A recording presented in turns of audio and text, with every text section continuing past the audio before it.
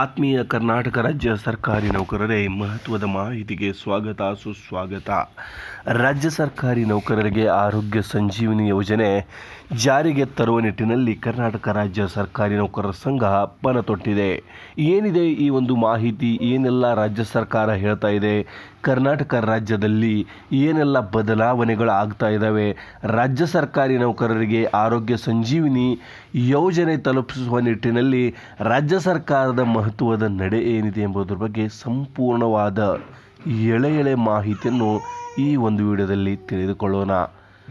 ರಾಜ್ಯದಲ್ಲಿ ಸರ್ಕಾರಿ ನೌಕರರಿಗಾಗಿ ಬಹುನಿರೀಕ್ಷಿತ ಆರೋಗ್ಯ ಸಂಜೀವಿನಿ ಯೋಜನೆ ಜಾರಿಗೆ ಕೆಲವೇ ದಿನಗಳಲ್ಲಿ ಬರಲಿದೆ. ಹಾಗಾಗಿ ಸಕಲ ಸಿದ್ಧತೆಗಳನ್ನು ರಾಜ್ಯ ಸರ್ಕಾರ ಮಾಡಿಕೊಂಡಿದ್ದು, ಅದನ್ನು ಇನ್ನೇನು ಕೆಲವೇ ದಿನಗಳಲ್ಲಿ ರಾಜ್ಯದ ಸರ್ಕಾರಿ ನೌಕರರಿಗಾಗಿ ಬಿಡುವಂತಹ ಅಧಿಕೃತವಾಗಿ ಚಾಲನೆ ನೀಡುವಂಥ ಕೆಲಸ ಮಾಡಲಿದ್ದಾರೆ. ಹಾಗಾಗಿ ಕರ್ನಾಟಕ ರಾಜ್ಯ ಸರ್ಕಾರಿ ನೌಕರರ ಸಂಘದ ಅಧ್ಯಕ್ಷರಾಗಿರುವಂಥ ಶ್ರೀ CS ಷಡಾಕ್ಷರಿ ಅವರು ರಾಜ್ಯ ಸರ್ಕಾರದ ಮೇಲೆ ಪ್ರೆಷರ್ ಬಿಲ್ಡ್ ಮಾಡ್ತಾ ಇದ್ದಾರೆ.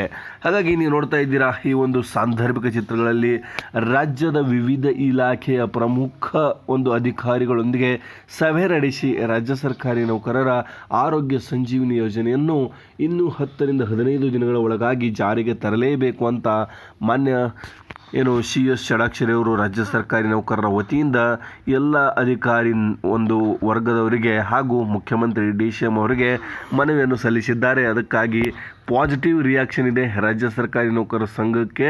ಹಾಗಾಗಿ ರಾಜ್ಯದಲ್ಲಿ ಆರೋಗ್ಯ ಸಂಜೀವಿನಿ ಯೋಜನೆ ಜಾರಿಗೆ ಬರಲಿದ್ದು ಕರ್ನಾಟಕ ರಾಜ್ಯ ಸರ್ಕಾರಿ ನೌಕರರಿಗೆ ಬಹಳ ಲಾಭವಾಗಲಿದೆ. ನಿಮಗೇನು ಅನಿಸುತ್ತೆ? ಆರೋಗ್ಯ ಸಂಜೀವಿನಿ ಯೋಜನೆಯನ್ನು ಯಾವ ರೀತಿಯಾಗಿ ಜಾರಿಗೆ ತರಬೇಕು, ಏನೆಲ್ಲ ಬದಲಾವಣೆಗಳನ್ನು ತರಬೇಕೆಂಬುದರ ಬಗ್ಗೆ ನಿಮ್ಮ ಅನಿಸಿಕೆ ದಯವಿಟ್ಟು ಕಮೆಂಟ್ಸಲ್ಲಿ ತಿಳಿಸಿ. ಸಿಗೋಣ ಒಂದು ನೆಕ್ಸ್ಟ್ ವಿಡಿಯೋದಲ್ಲಿ ನೆಕ್ಸ್ಟ್ ಅಪ್ಡೇಟ್ಸ್ಗೊಂದಿಗೆ. ಎಲ್ಲರಿಗೂ ಧನ್ಯವಾದ.